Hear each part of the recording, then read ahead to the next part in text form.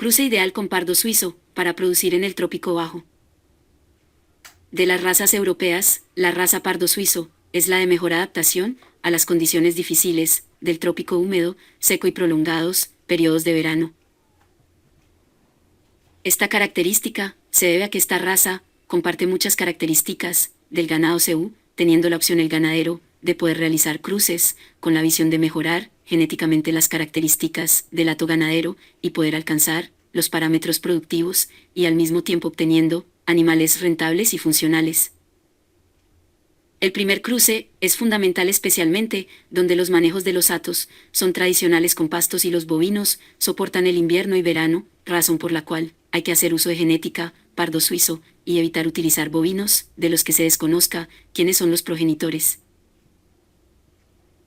Utilizar una buena genética es básico ya que esta aporta la base del hato. Una raza aconsejable es la raza cebuina Brahman. Hay que recordar que el F1 es la vaca todoterreno, no tiene ningún problema y aguanta todo, debido a que gracias al vigor híbrido se expresan las bondades en mayor amplitud. Debido a esta cualidad, los F1 suelen ser más funcionales, incluso que el Brahman puro, como lo hemos comentado en otros videos. Algo muy importante es que el ganadero conozca las condiciones de la finca. Con esta información se podrán tomar las mejores decisiones de mejoramiento genético, bovino y de manejo.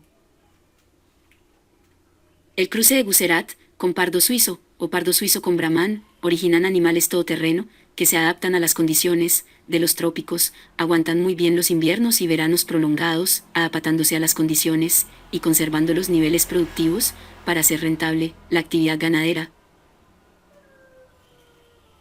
Podemos concluir que la raza pardo suizo es una raza que origina los verdaderos animales todoterreno, productivos, longevos y funcionales, que se adaptan a diferentes zonas, razón por la cual, para el ganadero esta raza y sus cruces son una excelente opción a tomar en cuenta en el mejoramiento genético bovino.